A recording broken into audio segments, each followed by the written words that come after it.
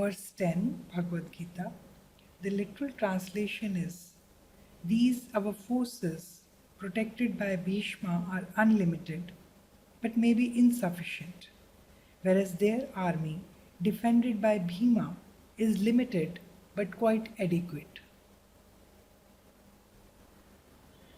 Here Duryodhana is explaining and having a dialogue with Drona, which is representing the past life tendency, and Duryodhana himself represents the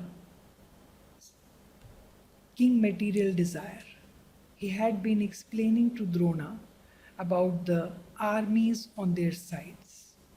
So, as the devotee or the seeker awakens and starts walking on the path of self realization, the wisdom has woken up inside him, the soul or the Atma has woken up inside him, but the Kaurava forces, the sense army, represented by those who are on the side of the Duryodhana, king material desire, try to thwart, stop the devotee, to fail him as he walks this path.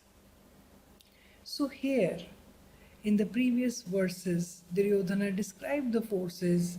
He named all the warriors, and Yoganandaji, in his interpretation of the Bhagavad Gita, explains very beautifully how every name signifies something. For example, Karna would signify attachment. So different names are signifying the different qualities in the Pandavas or the different vices that are present inside us, which represent the Kaurava forces. So here, after Duryodhana has listed them, he says to Drona that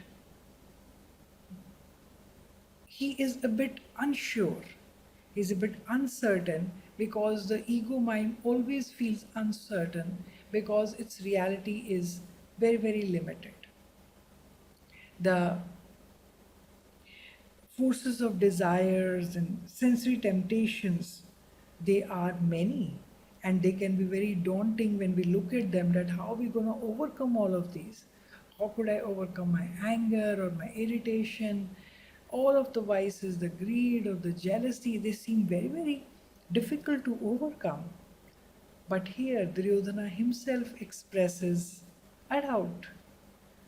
And the doubt is based on this, that though these vices might be so many in number, but they are limited in their impact to the degree of body identification a seeker has. So as the identification to the soul increases, so the power decreases. So though the Pandava might only be 5 in number, but their impact is huge. They are very, very powerful because they are based on truth. They are very, very deep inside of us.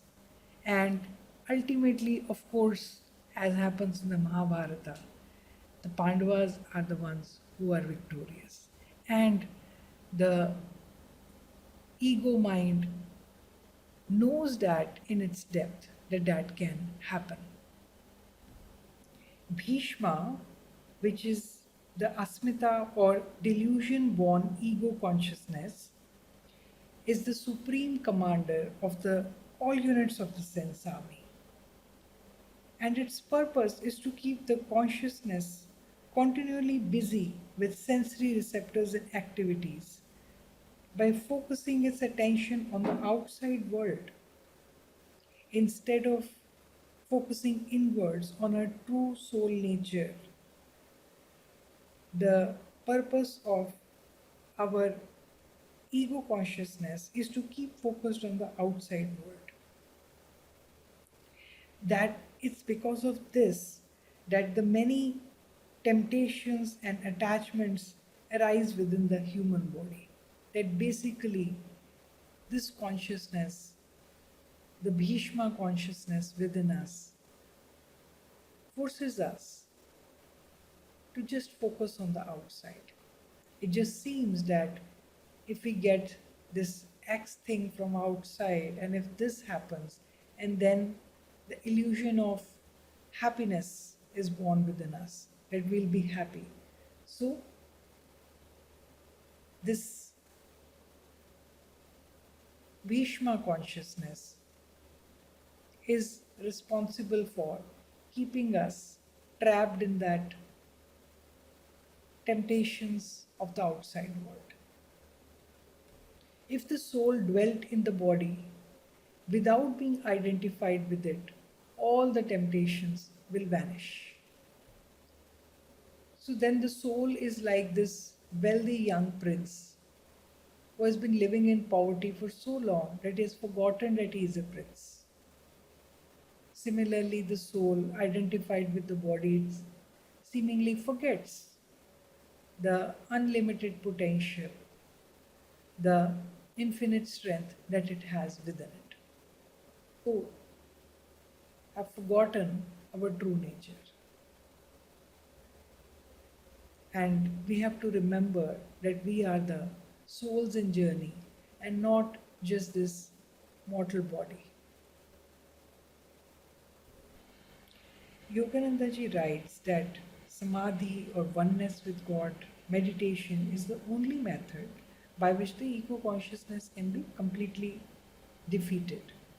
He describes the various stages of samadhi. The initial stage being where the mind is kept silent by following certain disciplines.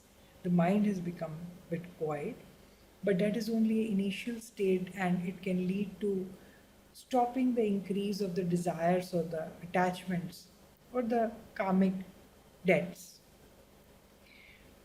But it doesn't go to the root of completely the soul being stationed as the master and one with the infinite. It's only a beginning stage. And then, as the devotee persists, he can go to the higher stage of samadhi, where the attention and the life force are switched off from the senses, and it is consciously kept identified with the ever joyous spirit. It would be self nourishing in itself to be in that stage. And the most advanced state is the nirvikalp samadhi, where the soul realizes itself and the spirit as one.